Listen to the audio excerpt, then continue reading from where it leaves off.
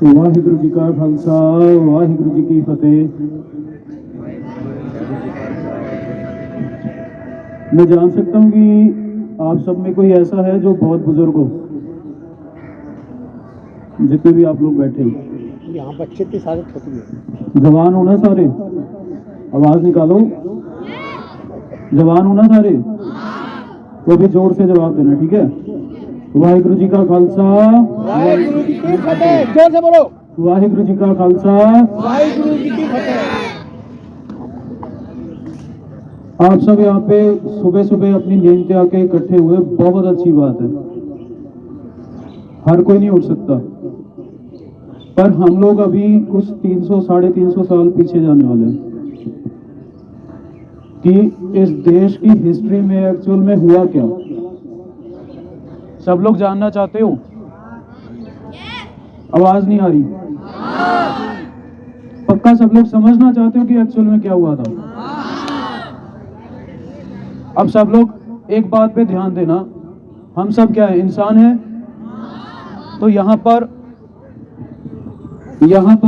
अगर सब कुछ समझना चाहते हो तो सिर्फ और सिर्फ एक इंसान बन के सुनना, ठीक है? क्या बन के सुनना है? इंसान बन के। जानवर और इंसान में फर्क क्या होता है? एक जानवर है, कोई कुत्ता है, बिल्ली है, उसमें और इंसान में फर्क क्या होता है? हमारी चेतना का, ठीक है? कि भगवान ने हमें इतनी शक्ति दी है, इतनी पावर दी है कि हम सही और गलत का फैसला कर सकते हैं। समझ रहे हो बात को? समझ रहे हो? आवाज नहीं आ रही अभी भी? हम सही और गलत का फैसला कर सकते हैं कि अगर हमारे सामने एक सिचुएशन है, हम अपना दिमाग का इस्तेमाल करके सोच सकते हैं कि किसने सही किया और किसने गलत किया। अब धर्म क्या होता है? क्या धर्म ये चीज है कि एक मुसलमान धर्म है, एक हिंदू धर्म है, एक क्रिश्चियन धर्म है और एक सिख धर्म है? क्या धर्म ये होता है? धर्म होता है कि उस एक परमेश्वर ने, जिसने हम सबको बनाया, जिसने हम सबको बनाया, उसकी रजा में रह के, उसका नाम सिमरन करते हुए, उसकी बनाई हुई दुनिया की सेवा करते हुए अपनी जिंदगी को व्यतीत करना, ये क्या होता है? ये क्या होता है? अगर किसी को ऑब्जेक्शन हो तो अभी हाथ खड़ा कर सकता है। मैं सही बोल रहा हूं? इसी को धर्म बोलते हैं। अब इस दुनिया में बहुत सारे धर्म हैं, ठीक है? बहुत सारे हैं, पर जो 4 मेन माने गए हैं इस टाइम पर, जिनको पूरी दुनिया में जाना जाता है, स्पेशली हमारे इंडिया में, भारत में 4 धर्म मेन है: हिंदू, मुस्लिम, सिख, ईसाई। आप सब जानते हैं? सब जानते हैं? अब कोई इंसान अगर हिंदू धर्म में पैदा हो रहा है, कोई सिख धर्म में, कोई मुस्लिम धर्म में, कोई ईसाई धर्म में, क्या वो अपनी मर्जी से आया? क्या आप अपनी मर्जी से अपने धर्म में पैदा हुए हो? तो हमारे पास ऑप्शन क्या है? हमारे पास ऑप्शन है हमारी चेतना। अभी हमने बात की थी ना, हमारी चेतना, हमारी सोच, जो हमें जानवरों से अलग करती है। अगर हम अपनी सोच से काम लेना बंद कर दें तो इंसान हर वो काम करेगा जो एक जानवर करता है। समझ रहे हो इस बात को? इंडिया में, भारत में मुगल राज था। मुगल कौन होते हैं? मुसलमान। पर क्या उनके काम मुसलमानों वाले थे? गुरबाणी के अकॉर्डिंग देखा जाए, गुरबाणी के हिसाब से मुसलमान मोम दिल होवे। मुसलमान वो है जिसका दिल मोम जैसा है। मोम, मोमबत्ती बनती है ना मोम से, जिसका दिल मोम जैसा है, वो असल में मुसलमान है। अब दिल मोम जैसा होने से क्या मतलब है? कि इंसान के अंदर दया हो। इंसान के अंदर क्या हो? दया। अब धर्म क्या है? जपजी साहब की वाणी है, उसमें है कि तौल धर्म दया का पूत। जो धर्म है ना, वो उस इंसान के अंदर होता है जिसके अंदर दया होगी। क्या होगी? क्या होगी? दया होगी। हम में से कितने हैं जो बेजुबान जानवरों पर जुल्म कर चुके हैं? हम सब जानते हैं अपने आप को, कभी ना कभी किसी न किसी जानवर को बिना वजह मारा होगा, सिर्फ अपने टाइम पास के लिए या उसका मजाक बनाने के लिए, है ना। तो हम में और मुगलों में कोई फर्क है? उन्होंने भी यही किया था, बिना वजह बेकसूरों को मार रहे थे, हमने भी वही किया है। समझ रहे हो? हमने स्टार्टिंग में क्या बात की थी कि धर्म से ऊपर उठ के इंसान बन के बात को समझेंगे, ठीक है। मुगल राज चल रहा था, उस टाइम पर औरंगजेब का जब राज था, अभी गुरु तेग बहादुर जी जिनका गुरुद्वारा साहब है शीशगंज साहब, उन्होंने शहीदी दी। और शहीदी किस लिए दी कि जो औरंगजेब था वो रोज कम से कम 40 से 50 किलो जनेऊ उतारने के बाद फिर खाना खाता था। 40-50 किलो जनेऊ, अंदाजा लगा सकते हो कि किस लेवल पर वो कत्लेआम करता होगा कि या तो अपना धर्म बदलो नहीं तो तुम्हें मार दिया जाएगा। अब अगर कोई इंसान जिसके अंदर धर्म है, क्या वो ऐसी हरकत करेगा?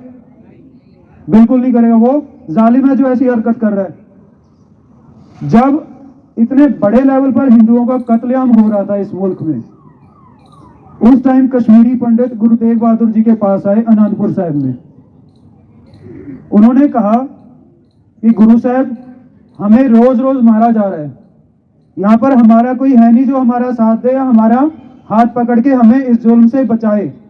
हम आपकी शरण में हैं, हमें कृपा करके बचाइए। गुरु तेग बहादुर जी ने सिर्फ एक बात बोली कि आप लोगों को बचाने के लिए किसी बड़े महापुरुष के बलिदान की जरूरत है। किसकी जरूरत है? बलिदान की जरूरत है। अब बलिदान क्या होता है? अगर बहुत से लोगों के ऊपर जुल्म हो रहा है, कोई एक उसमें से आवाज उठाएगा, कोई एक आवाज उठाएगा और खुद मिट जाएगा, आवाज उठाने की वजह से उसे मार दिया जाएगा, तो बाकी के लोगों में मोटिवेशन आएगी ना, यार ये मर सकता है तो हम क्या बोल भी नहीं सकते अपने हक के लिए? समझ रहे हो बात को? यही बात गुरु तेग बहादुर साहब ने उस टाइम बोली कि आप लोगों को बचाने के लिए किसकी जरूरत है? एक महापुरुष के बलिदान की जरूरत है। गुरु तेग बहादुर जी के बेटे गुरु गोविंद सिंह जी उस टाइम सिर्फ 9 साल के थे। उन्होंने बोला कि पिताजी, अगर बलिदान देना ही है तो आपसे बड़ा महापुरुष इस देश में कौन है? आप क्यों नहीं जाते? अब देखो, उस टाइम पे सिखों को कोई प्रॉब्लम नहीं थी, औरंगजेब सिखों को टच भी नहीं कर रहा था। कश्मीरी पंडित गुरु तेग बहादुर जी के पास आए रिक्वेस्ट लेके कि हम आपकी शरण में हैं, हमारा साथ दीजिए। गुरु तेग बहादुर जी अपने 9 साल के बेटे के कहने पर खुद शहीदी के लिए तैयार हुए। किसके लिए तैयार हुए? शहीदी के लिए। और उस धर्म के लिए शहीदी दी, हिंदू धर्म के लिए। किस लिए दी? किस लिए शहीदी दी? कि हर एक को अपना धर्म मानने की आजादी होनी चाहिए। बात किसकी थी? चेतना की। हर इंसान को भगवान ने बुद्धि दी है ना, दिमाग दिया है। अगर इस दुनिया में कोई भी चीज एग्जिस्ट कर रही है, चाहे वो कोई भी धर्म है, चाहे वो कोई भी सोसाइटी है, क्या वो भगवान की मर्जी के खिलाफ हो सकती है? अगर यहाँ पे कोई जानवर है, ये पक्षी उड़ रहे हैं, क्या ये भगवान की मर्जी के खिलाफ हो सकते हैं? अगर हिंदू धर्म में करोड़ों लोग हैं, सिख धर्म में करोड़ों लोग हैं, मुसलमान धर्म में करोड़ों लोग हैं, अगर भगवान की मर्जी ना होती तो क्या ये धर्म एस्टेब्लिश भी हो सकते थे? नहीं हो सकते थे। सारे धर्मों का रास्ता अलग अलग है, पर मंजिल सबकी एक है। और मंजिल क्या है? परमात्मा तक पहुंचना। गुरबानी के हिसाब से चले तो पही प्राप्त मानुख देवरिया, गोविंद मिलन की यह तेरी बरिया। गुरु साहब कहते हैं कि ये तेरा वन एंड ओनली चांस है परमात्मा तक पहुंचने का। वहां पे ये नहीं बोला कि मैं सिर्फ सिखों को बोल रहा हूं, ये नहीं बोला कि मैं हिंदुओं को बोल रहा हूं या मुसलमानों को बोल रहा हूं। गुरबानी में बात किसकी हुई है? इंसानों की। जो उपदेश है वो किसके लिए है? सबके लिए। किसके लिए? सबके लिए। अब औरंगजेब जुल्म कर रहा था, कश्मीरी पंडित आए तो गुरु तेग बहादुर जी ने बोल दिया कि जाके औरंगजेब को बोल दो कि अगर गुरु तेग बहादुर का धर्म तुम बदल दोगे तो हम सब के सब जो पंडित हैं वो मुसलमान हो जाएंगे। अब अगर आपके हक में कोई इस लेवल तक पैर जमीन पर गड़ा दे, कॉन्फिडेंस आएगा? कश्मीरी पंडित चले गए औरंगजेब के पास दिल्ली। उन्होंने औरंगजेब को बोला कि गुरु तेग बहादुर जी को मुसलमान बना दो, हम लोग बिना ऑब्जेक्शन के मुसलमान बन जाएंगे। औरंगजेब ने सोचा ये तो काम ही बड़ा आसान हो गया, कहाँ रोज मैं हजारों लोगों को कत्ल करता हूँ, फिर भी कोई मानता है कोई नहीं मानता। अब एक ही को धर्म तब्दील करवाना है और बाकी के सब अपने आप हमारे धर्म में आ जाएंगे। उसने सोचा बहुत इजी है। तो गुरु तेग बहादुर जी आए। जब वो दिल्ली में एंटर हो रहे थे उनको गिरफ्तार कर लिया गया। उनको गिरफ्तार करके पिंजरे में कैद करके पहले आगरा लेके गए, वहां पर कैद रखा। उसके बाद दिल्ली लेके आए, लाल किले के सामने। कहां लेके आए? आप सबने वहां पे गुरुद्वारा शीशगंज साहब देखा है, लाल किले के बिल्कुल सामने है। गुरु तेग बहादुर जी के साथ 3 सिख आए थे, भाई मतीदास जी, भाई सतीदास जी, भाई दयाला जी। कितने सिख थे? 3। अब गुरु तेग बहादुर जी के सामने पहले उनके सिखों को शहीद किया गया। रोज एक सिख को शहीद करते थे। उनको कहते थे कि मुसलमान बनो नहीं तो तुम्हें मार देंगे। 2 ऑप्शन है, या तो मुसलमान या मौत, और कोई तीसरा ऑप्शन नहीं है। भाई मतीदास जी बुजुर्ग हैं, उनको औरंगजेब ने ये बात बोली। भाई मतीदास जी कहते हैं मार दो, हम सिख बने हैं तो पहले मौत को कबूल किया है, उसके बाद बने हैं। पहला मरण कबूल, जीवन की षड्यास, हो सबना की रेणुका तो आओ हमारे पास। सिखी का उसूल है कि पहले मौत कबूल करो कि आज नहीं तो कल मुझे मरना ही है, अपनी जिंदगी की उम्मीद छोड़ दो, उसके बाद तुम सिख बनने लायक हो। अब गुरु तेग बहादुर जी को उनके 3 सिखों को चांदनी चौक में शहीद किया गया। गुरु तेग बहादुर जी का शीश धड़ से अलग किया गया। उनके जो 3 सिख थे, भाई मतीदास जी, उनको आरे से चीरा गया। आरे से चीर के शरीर के 2 हिस्से किए गए। भाई सतीदास जी, उनको देग में उबाला गया, एक बड़े से पतीले में पानी डाल के भाई सतीदास जी को उसमें बिठाया और उनको पानी में उबाल के शहीद किया गया। तीसरे थे भाई दयाला जी, उनको रुई में लपेट के जिंदा जलाया गया। किसके लिए? किसके लिए? अगर उनके दिमाग में ये चीज होती कि हम तो अपने धर्म में पक्के हैं, हमारा क्या ही जा रहा है, उनको कोई जरूरत थी अपनी जिंदगियां छोड़ने की, मौत को कबूल करने की। जो शरण आवे तिस कंठ लावे, जो हमारी शरण में आया उसको गले से लगाना, ये सिक्खी का उसूल है। जब कश्मीरी पंडित आए तो गुरु साहब ने इतना तक कहा कि तुम्हारे हक को बचाने के लिए हम खुद मर मिटने के लिए तैयार हैं। बात सिर्फ कितनी थी कि तुम्हें अपने धर्म को मानने की आजादी होनी चाहिए, तुम्हें अपने धर्म को मानने की आजादी होनी चाहिए। गुरु तेग बहादुर जी का शीश उसके बाद धड़ से अलग कर दिया गया। 9 साल की उम्र थी गुरु गोविंद सिंह जी की जब उनको गुरुगद्दी दी गई। गुरु गोविंद सिंह जी अब गुरु थे 9 साल की उम्र से। फिर गुरु गोविंद सिंह जी ने अमृत छकाया तो खालसा फौज तैयार हुई। क्या तैयार हुई? खालसा फौज। आज हम यहाँ पे इकट्ठे हुए हैं गुरु गोविंद सिंह जी के 4 साहिबजादों के बारे में बात करने के लिए। कितने साहिबजादे थे? कितने साहिबजादे? 4। अब उनकी उम्र देखिए। 2 बड़े साहिबजादे बाबा अजीत सिंह जी और बाबा जुझार सिंह जी। बाबा अजीत सिंह जी की उम्र 18 साल, बाबा जुझार सिंह जी की उम्र 14 साल। कितनी उम्र थी? 14 साल। 2 छोटे साहिबजादे, उनकी उम्र 7 और 9 साल।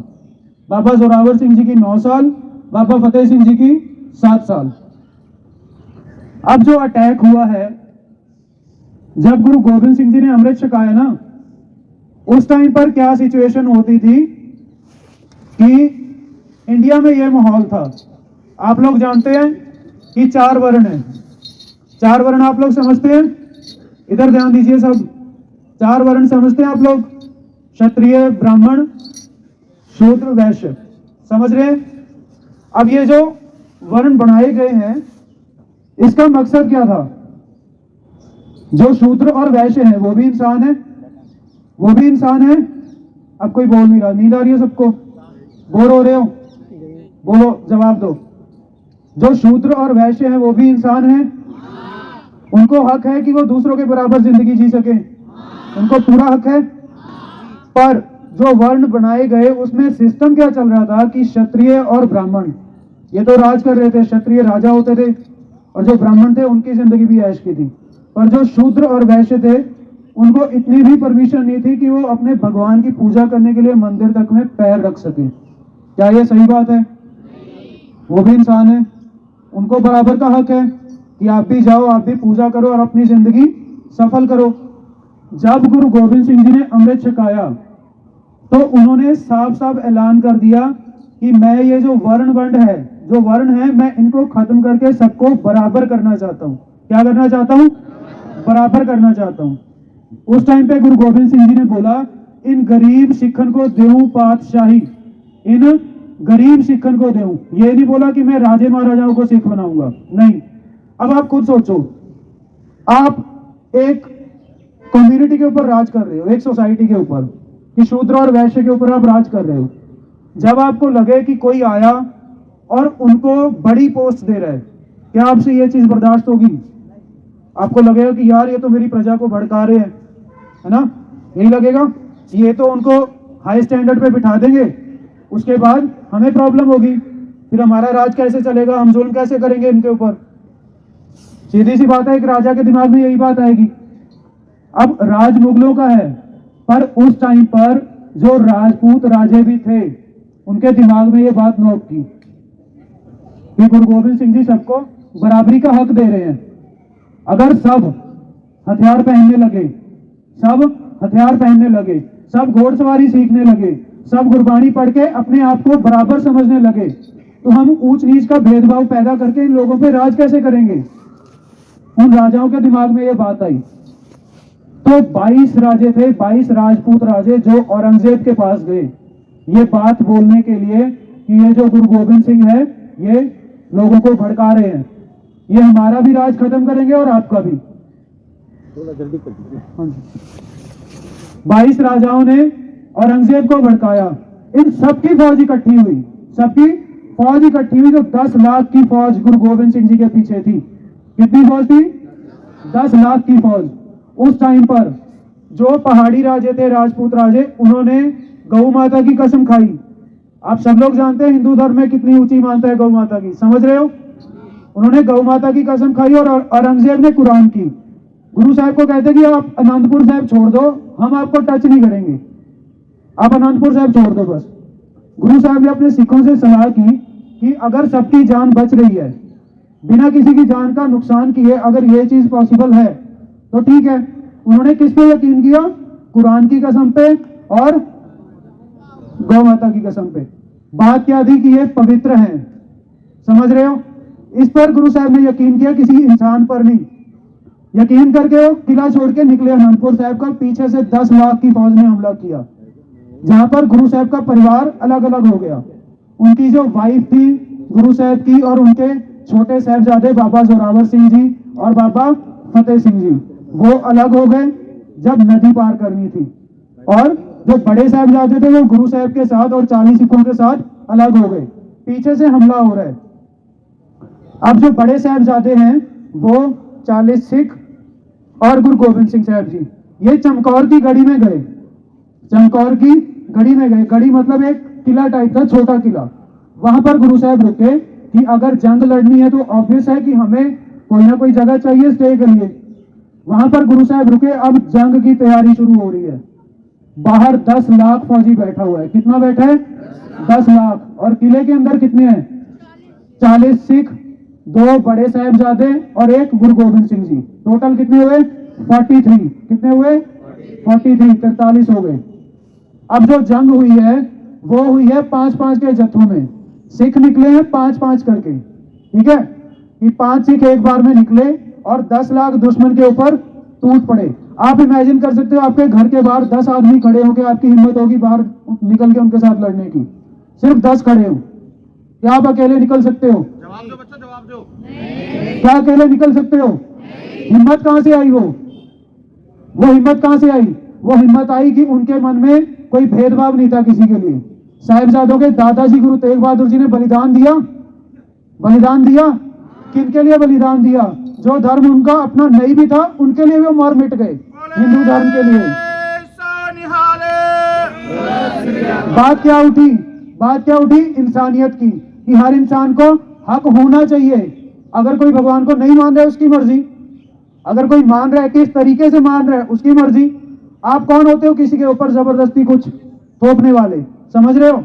जब ये सोच थी उसके बाद कि दुनिया में करने क्या आए थे, हमने बात की थी नाम जप करना, भगवान का जप करना। आप हिंदू धर्म में पैदा हुए हो, आप शिव जी की पूजा कर रहे हो, श्री राम की पूजा कर रहे हो, आप किसी भी देवी देवता की पूजा कर रहे हो, बात क्या है जप करने की। हम सिख धर्म में पैदा हुए हैं, हम एक अकाल पुरख की पूजा करते हैं, बात क्या है जप करने की। आप जपोगे, अपना जीवन सफल करोगे तो आपका इंसान होने का कुछ फायदा है।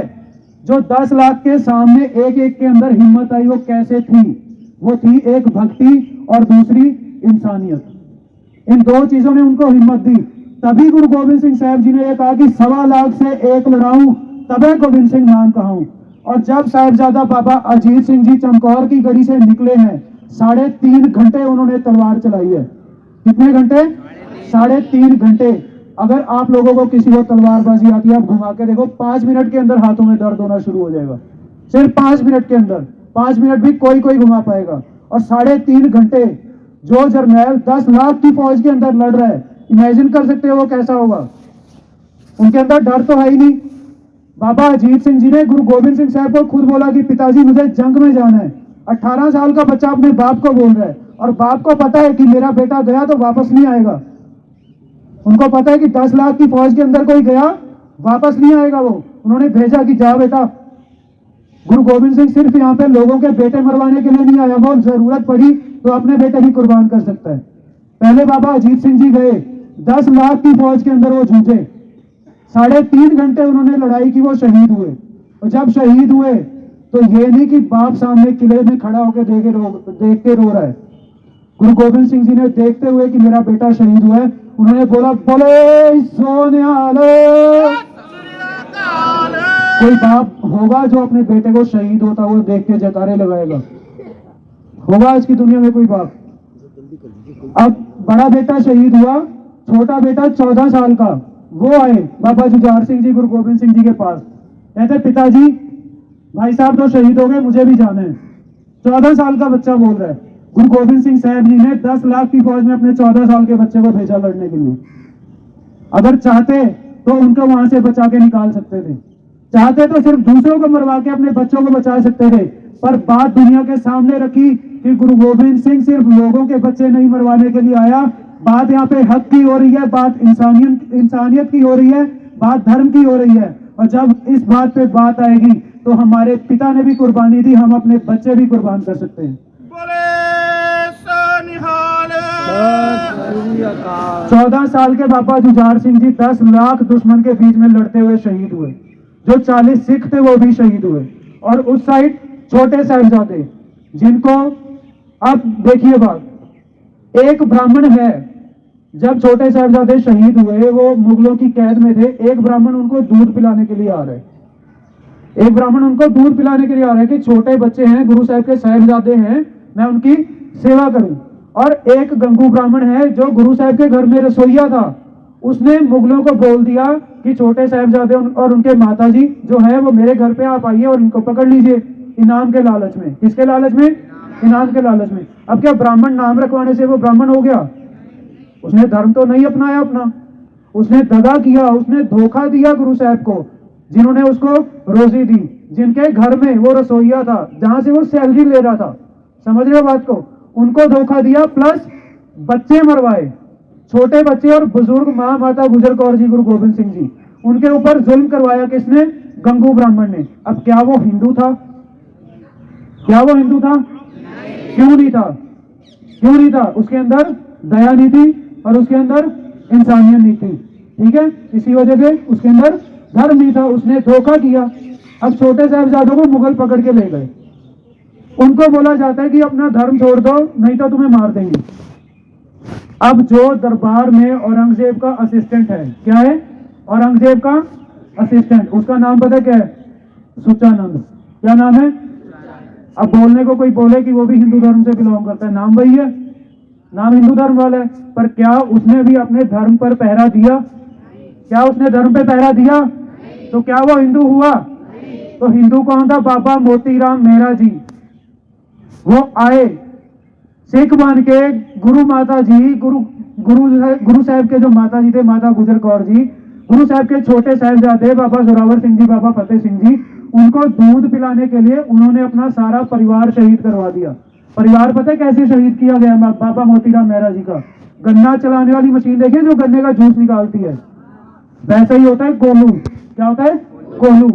बाबा मोतीराम मेहरा जी को उनके परिवार समेत कोल्हू के अंदर पीड़ा गया। अब सोचो, इमेजिन करो, जैसे गन्ने को मशीन में दिया जाता है ना, ऐसे उनके पूरे परिवार को उस मशीन में देके वो मशीन घुमाई गई, हड्डियों का चूरा चूरा करके उनको मारा गया, सिर्फ इसलिए कि गुरु साहब के बच्चों को इन्होंने दूध पिलाया, गुरु साहब के बच्चों की इन्होंने हेल्प की। अब समझ रहे हो जुल्म किस हद तक होगा। और वहां पे 7 साल के और 9 साल के बच्चे जब वजीर खान की कचहरी में जाते हैं, वजीर खान ने उनको पकड़ा था, वजीर खान था सरहंद का नवाब, उसकी कचहरी में जाते हैं। वो कहता है कि पहले तो लालच दिए, सुचानंद बोलता है कि हम तुम लोगों को राज देंगे, हम तुम्हें अच्छी अच्छी लड़कियों से शादी करवाएंगे तुम्हारी, तुम लोग राज करोगे, ऐश करोगे। आज का कोई होगा जवान लालच करेगा, यार इतना कुछ मिल रहा है मैं क्यों मरूं। वो 7 साल के और 9 साल के थे, सिर्फ 7 साल के और 9 साल के। उन्होंने ललकार के कहा, ये जूती की नोक पे है तेरी सारी शर्तें, हमें फर्क नहीं पड़ता तू क्या ऑफर कर रहा है, हमें मरना कबूल है। हमारा धर्म हमें पहले मरना सिखाता है, पहला मरण कबूल, बताया था ना अभी, पहला मरण कबूल। हमारा धर्म हमें पहले मरना सिखाता है। हमारे दादाजी गुरु तेग बहादुर जी ने दिल्ली में कुर्बानी दी है और तू हमें धमकियां दे रहा है। उन्होंने बोला, सुचानंद बोलता है, अब देखो वजीर खान को भड़काने के लिए सुचानंद ने क्या बात की। वो कहता कि अच्छा मान लो अगर हम तुम्हें छोड़ दें, अभी छोड़ दें तो तुम क्या करोगे? साहिबजादे बोलते हम जाएंगे, लोगों को इकट्ठा करेंगे और फिर तुम लोगों के ऊपर हमला करेंगे। हम जाएंगे, आप लोग को जाना है, आप लोग को जाना है। देखो प्रेजेंस ऑफ माइंड क्या होती है, यहाँ पे स्पीकर चल रहा है, वहां कोई स्पीकर नहीं है, फिर भी आपका ध्यान वहां है। डिसिप्लिन नहीं है फिर, फोकस फोकस करो। अब छोटे साहिबजादों को ये लालच दिया गया कि आपको सब कुछ प्रोवाइड करेंगे। वो कहते नहीं, फर्क ही नहीं पड़ता, हमें मौत मंजूर है, कोई फर्क नहीं पड़ता कि तुम क्या ऑफर कर रहे हो। सुचानंद ने बोला तो अच्छा क्या करोगे अगर तुम्हें छोड़ दें? वो कहते हम जाएंगे, दोबारा फौज इकट्ठी करेंगे, फिर तुम्हारे ऊपर हमला करेंगे। सुचानंद ने वजीर खान को बोला कि देख रहे हो इनके बागी इरादे, ये बगावत करेंगे, इनको मारो, इनको मारो। अब वहां पर नवाब मलेर कोटला को बुलाया गया, शेर मोहम्मद खान को। शेर मोहम्मद खान के जो भाई थे वो चमकौर की गढ़ी में गुरु साहब के बच्चों से लड़ते हुए, बड़े साहिबजादों से लड़ते हुए शहीद हुए, वो मारे गए, शेर मोहम्मद खान के भाई। तो उनको बुलाया गया कि वो छोटे साहिबजादों के लिए कोई बहुत बड़ी सजा तय करेंगे। पर शेर मोहम्मद खान जब आए तो उन्होंने बोला वजीर खान को कि तुझे शर्म आनी चाहिए, तो इस्लाम को बदनाम कर रहा है। कि इस्लाम में कहां पर कहा गया है कि दुश्मन के बच्चों से बदला लिया जाए? अगर तुम्हारी दुश्मनी गुरु गोविंद सिंह से है तो उनसे बात करो, उनसे लड़ाई करो, पर तुम बच्चों को मारकर और उनकी बुजुर्ग माता के ऊपर जुल्म करके तुम तो पाप कर रहे हो। पर शेर मोहम्मद खान को भी वहां से हटा दिया गया और वजीर खान ने छोटे साहिबजादों को पहले उनका गला काटा गया, यहां से क्या काटा गया? गला। अब ये जो हमारा विंड पाइप है जहां से हम सांस लेते हैं, यहाँ पे हल्का सा चीरा लगाओ, हल्का सा, क्या इंसान एकदम से मर जाएगा? एकदम से मरेगा? वो तड़पेगा। क्यों? सांस जो है वो धीरे धीरे निकलेगी बिल्कुल। अब 7 और 9 साल के बच्चों के साथ ये किया जा रहा है और वो बच्चों ने अपनी मौत खुद चुनी है कि हमें मरना कबूल है। पहले उनको ऐसे तड़पाया गया, उसके बाद उनको जिंदा दीवार के अंदर चिनवाया गया। क्या किया गया? जिंदा दीवार के अंदर चिनवाया गया। कभी पंजाब जाओ ना तो सरहंद फतेहगढ़ साहब जहाँ पे छोटे साहिबजादे शहीद हुए और चमकौर साहब जहाँ पे बड़े साहिबजादे शहीद हुए, वहां पे जरूर जाके आओ, पता लगेगा कि मर्दानगी क्या होती है। वहां पर उनको शहीद किया गया। अब एक बात पे फोकस करो कि जो इतने बड़े काम कर गए, हम लोग बड़े हैं, मैं खुद 27 साल का हूं, क्या हमारी हैसियत है कि हम इतना सब कर जाएंगे? नहीं है ना। अब जो इतने बड़े काम कर गए, क्या हम उनको बच्चे बोल सकते हैं? बच्चे बोल सकते हैं? इसीलिए उनको सिख धर्म में बोला जाता है बाबा अजीत सिंह जी, बाबा जुझार सिंह जी, बाबा जोरावर सिंह जी, बाबा फतेह सिंह जी। उनको बाबा बोल के एड्रेस किया जाता है। बाबा कौन होता है? अगर हम अपने बाप दादाओं से पूछेंगे ना तो हमारे जो बुजुर्ग होते थे हम उनको बाबा बोलते थे। हमारे जो बुजुर्ग होते थे वो छोटी उम्र के होके भी बुजुर्गों वाला काम कर गए, इसलिए उनको बाबा बोल के एड्रेस किया जाता है, उनको बाबा बुलाया जाता है। ठीक है, तो अभी हम समाप्ति करेंगे, पर आज का जो सार है, सार समझ में आया सबको? सार समझ में आया सबको कि ह्यूमैनिटी फर्स्ट, ह्यूमैनिटी फर्स्ट। और दूसरी क्या है? दया। दूसरी क्या है? दया। अगर आपके अंदर दया नहीं है तो क्या आप अपने धर्म में पक्के रह सकते हो? क्या आप अपने धर्म में पक्के रह सकते हो? बिल्कुल भी नहीं। कोई कुछ भी बोलता रहे कि मैं अपने धर्म में बहुत पक्का हूं, मैं ये हूं, मैं वो हूं, पर अगर वो किसी गरीब पे जुल्म कर रहा है, अगर वो किसी और धर्म के ऊपर जुल्म कर रहा है, तो वो अपने धर्म में जीरो है, वो अपने धर्म में जीरो है। हमें कोई साबित करेगा, कोई फर्क नहीं पड़ता। जज किसने करना है? भगवान ने। जज किसने करना है? भगवान एक है जिसने सारी ह्यूमैनिटी को बनाया है, जिसने सारी ह्यूमैनिटी को बनाया है। ठीक है, सबको समझ में आई बात? उम्मीद है कि आप लोग अपनी लाइफ में इन टीचिंग्स को उतारोगे और अपने आप को सीधे रास्ते पर लेके चलोगे। वाहिगुरु जी का खालसा, वाहिगुरु जी की फतेह। जय श्री